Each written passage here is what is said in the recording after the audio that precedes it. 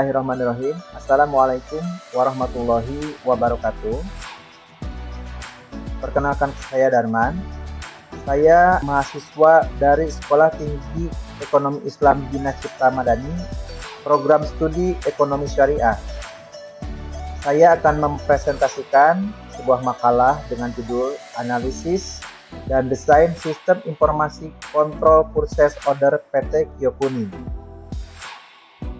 Presentasi ini sebagai pemenuhan dari tugas mata kuliah Sistem Informasi Manajemen dengan dosen pengampu E. Haududdin Nurkifli, ST.MCS, PhD.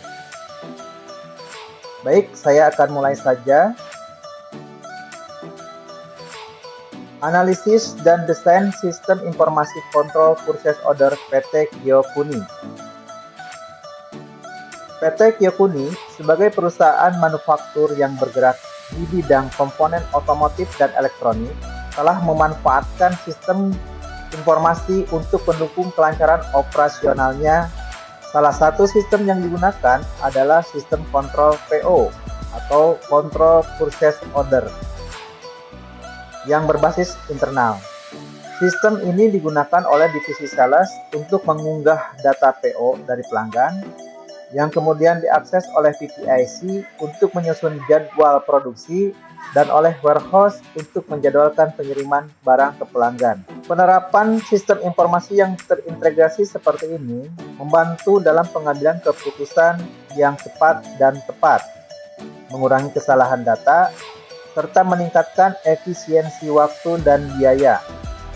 Oleh karena itu, penting untuk mengkaji lebih dalam bagaimana sistem informasi ini dirancang dan diimplementasikan di PT Kyokuni sebagai salah satu bentuk penerapan sistem informasi manajemen dalam praktik nyata. Adapun rumusan masalah yaitu bagaimana alur kerja sistem PO Control yang diterapkan di PT Kyokuni.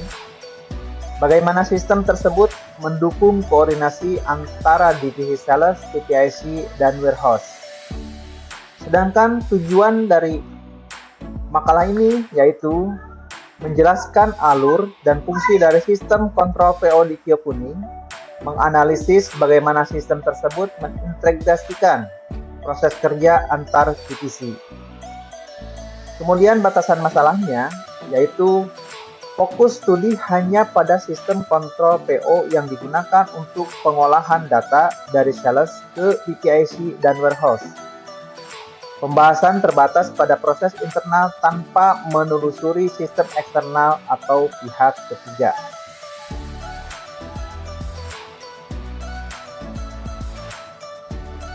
Metode. Tahapan pengerjaan sistem informasi. Metode ini dibagi menjadi dua, yaitu ada metode prototyping dan metode waterfall. Untuk metode prototyping, pengguna bisa memberikan feedback lebih awal terhadap sistem. Pengembang dapat memperbaiki fitur sistem sebelum implementasi penuh, mengurangi risiko kesalahan fungsional saat sistem sudah berjalan.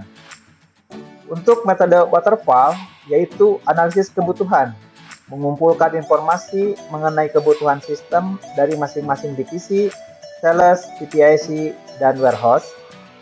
Desain sistem, merancang alur kerja sistem kontrol PO yang akan digunakan untuk mendukung jadwal produksi dan pengiriman. Implementasi, mengembangkan sistem sesuai desain yang telah dibuat. Pengujian, melakukan uji coba sistem secara internal sebelum digunakan secara penuh. Pemeliharaan atau maintenance, menangani masalah dan melakukan perbaikan berkelanjutan. Alur sistem, flow of information. Di sini kita lihat ada sequence diagram, di mana sequence diagram ini menjelaskan mengenai alur sistem yang terjadi pada sistem kontrol PO. Pertama, bisa kita lihat customer menerbitkan PO kepada Kyokuni yang diterima oleh sales. Kemudian sales mengupload PO ke dalam sistem. Kemudian di dalam sistem, PO diekstraksi jadi format schedule delivery, yang mana schedule delivery ini akan digunakan oleh PPIC untuk menentukan proses produksi. Sementara PO yang sudah diupdate tersebut, due date informasi dalam PO tersebut akan digunakan oleh tim warehouse untuk menentukan kapan barang tersebut harus di-delivery. Kemudian, jika barang atau part finished good sudah masuk ke dalam warehouse dari pengerjaan proses produksi yang diaturkan oleh PPIC, maka warehouse akan mendelivery part finished good sesuai dengan due date yang tertera pada PO tersebut. Delivery itu dilakukan, kemudian PO close delivery. Bagaimana kalau PO-nya tidak close delivery? Maka sales akan cek kontrol PO tersebut dan untuk meminta ulang kepada PPIC untuk memproduksi kembali.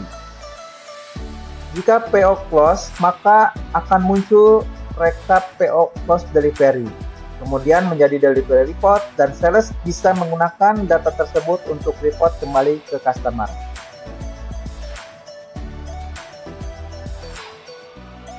Selanjutnya adalah class diagram control PO system, di mana di dalam class diagram ini, di dalam sebuah PO control system, untuk upload PO, fitur-fitur yang ada seperti tertera pada tabel. Kemudian untuk fitur delivery schedule juga tertera dalam tabel.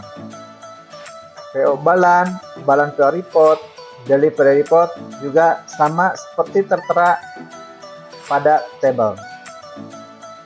Kemudian untuk sales, aktor, PPIC, warehouse harus memasukkan nama PIC dan departemen ID serta password untuk bisa mengakses ke dalam PO control. Desain sistem. Berikut adalah tampilan dashboard dari PO control system, sales, dan marketing.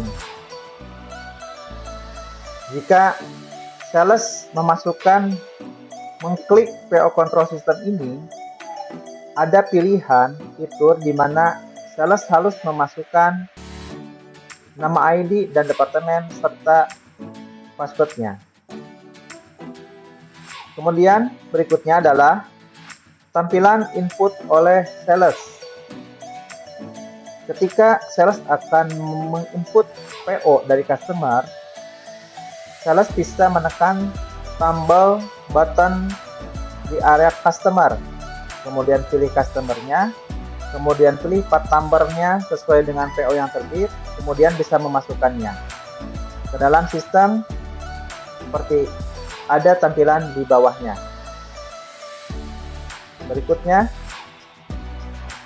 Berikut adalah tampilan deskripsi dari PO, digunakan oleh PPIC dan warehouse sesuai dengan kebutuhan departemen masing-masing.